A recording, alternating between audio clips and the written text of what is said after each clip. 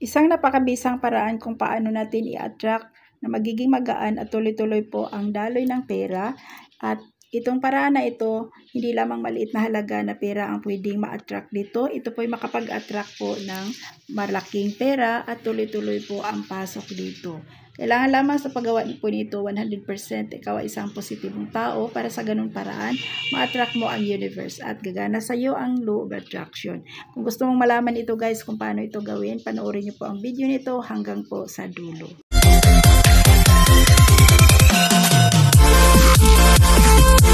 Hello guys, kumusta? Welcome again sa ating YouTube channel. Kumusta na po ang aking mga taga-subaybay? Kung saan kayo ngayon? Kung nasa ibang bansa po kayo, ayan, lagi kayong mag-ingat guys at lagi tayong magdasal, no? Na ilayo tayo sa lahat ng mga klaseng problema at kapahamakan. Lalo po malayo kayo sa inyong pamilya. At dasal ko po guys, kung ano man ang inyong mga pangarap sa buhay, kung gusto niyo makauwi na, makapag-for good na, yan, kasama yan sa ating mga prayer araw-araw. No? Para sa ating mga taga-subaybay. Kahit po guys, hindi kayo nag-subscribe, pero mas maganda talaga mag-subscribe din kayo kasi para sa ganung paraan, ma-notify kayo kung may mga bago tayong upload. Kasi po guys, hindi ko po kayo tinuturing na iba sa akin. Ang turing ko po sa lahat po na nagsubaybay dito sa aking YouTube ay pamilya ko po kayo. So kayo po ang aking pamilya dito sa ating YouTube journey, YouTube channel po. So ngayon po guys, pag-usapan po natin ang isang napakadaling paraan kung paano tayo mag-manifest gamit ang paraan na ito, kung paano natin i-manifest na yung ating mga wishes mabilis pong matupad. Sa pamamagitan po nito guys, makakatulong ito. Kailangan lamang, ulitin ko po 100% yung paniniwala mo and then magkakaroon ka dito ng focus habang ginagawa mo po ito. So ngayon po guys, kailangan mo lamang isang malinis na papel and then ballpen. Kung may ballpen po kayo na pula, mas the best po yung ballpen na pula. Pero kung wala, kahit anong kulay ng ballpen, pwede na yan. And then pira po. Sa pira naman guys, kailangan po mag-ready po kayo ng 88 pesos na pera, bigas. Ayan, 88 pesos na pera. Bakit po 88? Kasi gagamitin natin dito ang ating magic number or ang ating napaka-powerful na numero, ang 888. Itong 888 na ito po yung simbolo po ng walang humpay ang swerte po na darating sa atin. At ang kagandahan po dito guys, no, ito pong simbolo ng 888, simbolo po yan ng infinity. So once po ang infinity po, ang ibig pong sabihin noon, walang katapusan, ang swerte na darating sa iyo at wala pong katapusan yung swerte na makamtan mo. Kaya kung kayo po'y nag-manifest po na kayo po'y magkaroon ng magandang pananalapi, ayan, gawin mo po ang paraan na ito. Again, positive lamang. And then syempre po guys, pag ginawa mo po ito 100% yung focus mo sa mga goal mo po. And then sabayan ito ng sipag at tiyaga. At ang kagandahan po sa paraan po ito guys, sa pag-attract mo sa universe na matupad ang iyong mga wishes or iyong kahilingan, ito po guys ay talagang gagana po ito kung ikaw ay isang positibo po. So ngayon po guys, swerte po na darating sa atin. At ang kagandahan po dito guys, no, ito pong simbolo ng 888, simbolo po yan ng infinity. So once po ang infinity po, ang ibig pong sabihin noon, walang katapusan, ang swerte na darating sa iyo at wala pong katapusan yung swerte na makamtan mo. Kaya kung kayo po'y nag-manifest po na kayo po'y magkaroon ng magandang pananalapi, ayan, gawin mo po ang paraan na ito. Again, positive lamang. And then syempre po guys, pag ginawa mo po ito 100% yung focus mo sa mga goal mo po. And then sabayan ito ng sipag at tiyaga. At ang kagandahan po sa paraan po ito guys, sa pag-attract mo sa universe na matupad ang iyong mga wishes or iyong kahilingan, ito po guys ay talagang gagana po ito kung ikaw ay isang positibo po. So ngayon po guys, once na mayroon na po kayong pera na 88 pesos, ang gagawin ninyo po guys, sulatan po ninyo ang inyo pong papel. Dito po sa papel na ito guys, isulat mo dito ang iyo pong pangalan. Kahit maliit lamang na papel guys, pwede mo siyang gamitin. Pwede rin siya malaki na papel, depende po sa inyo. So yan, once na nasulat mo na yan guys, ang iyong pangalan dito po, pangalan ninyo, kung ano yung tunay mong pangalan, isulat mo lang siya dyan. And then dito pa sa baba guys, gumawa po kayo ng sentence or ang iyong wish po. Baga sa ano, yung kahilingan mo, kahit isang sentence lamang yan, dito mo isulat sa baba. And then, para bang yung kahilingan na yan ay pang general po. For example, gusto mong magkaroon ng position sa company na tinatrabahuan mo, yun ay isulat mo po dito.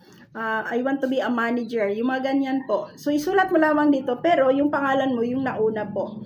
And then sa baba nito, sa pinakababa nito guys, sulatan po niyo ng magic number yung 888. For example po, ganito po guys, tatlong 888, and then dito sa taas yung pangalan natin. Okay?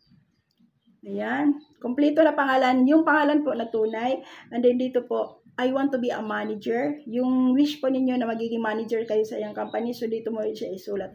And then pagkatapos mo nasulat yan guys, ang gagawin ninyo po dyan, hawakan mo po ito guys, and then mag-wish ka dito ng taimtim. Yung pangalan mo po, isipin mo po yung pangalan mo, isa kang kilala or popular na pangalan.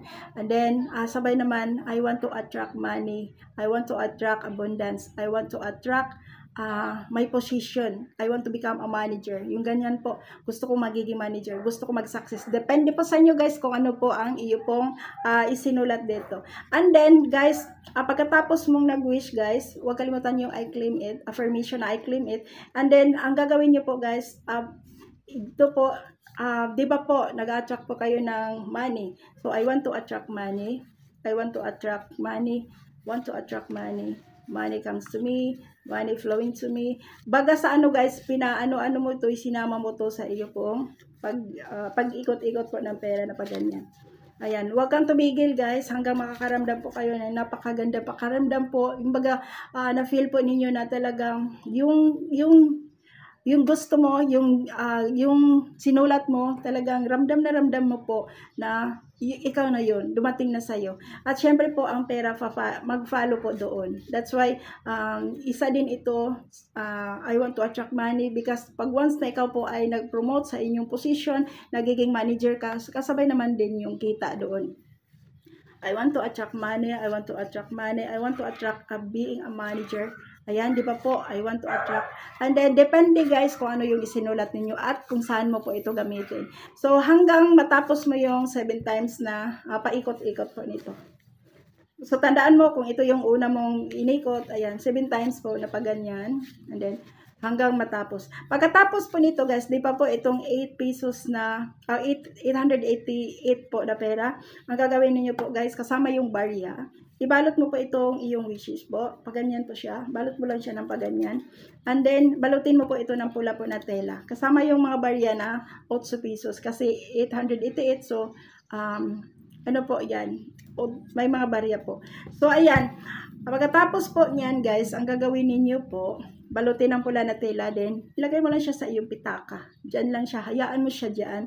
Huwag mo munang gastusin yung pera na yan hanggat hindi pa matupad ang iyong wishes. Kaya guys, kung wala po kayong 888 pesos, mas mag-ipon-ipon muna kayo and then saka mo gawin ang isang manifestation na napaka-epektibo po. Kung gusto mong magtagumpay sa buhay, itry mo lamang ang paraan na ito. Kung gusto mong ma-promote sa iyong trabaho, itry mo po ito. Kung gusto mong magiging manager sa iyong kumpanya, itry mo po ito guys. Walang imposible pag once ikaw ay naniniwala. At yung utak mo, yung isip mo, laging positive.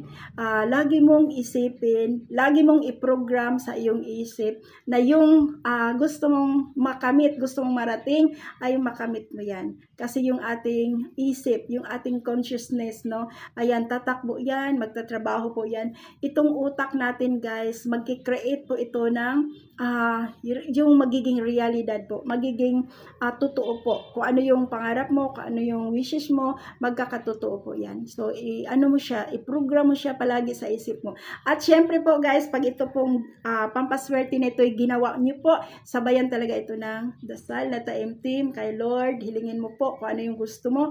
And then, sipagan mo pa lalo guys, lalo kang magsipag. Halimbawa, nagtrabaho ka sa isang company, lalo mong ipakita yung yung hard work mo, lalo mong ipakita yung ano mo talaga na isa kang masipag at deserve ka na magkaroon ng posisyon na yan. Kaya guys, huwag ka nang magpatumpik-tumpik, subukan mo po ang paraan na ito. At ako po guys, pwede mo rin itong gamitin bilang pong pampaswerte kung may mga online kayo. Ayan, mag-manifest ka gamit ito guys, no? So ayan po, sana makatulong po ito. At bago po ako magtapos sa aking video ngayon, itong pampaswerte nito, ako muna ay mag-iwan po ng kunti po na sharing about po sa aking company. Na itong company na ito po ay nakapagbabago ng maraming buhay ng isang pamilya. Hindi lamang isa, dalawa, marami na po ang nabago ang buhay.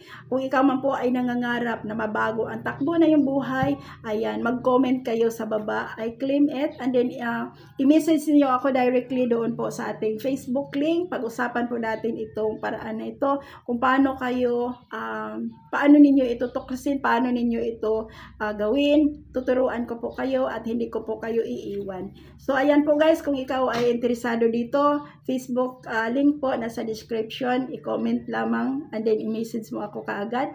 Hintayin kita guys.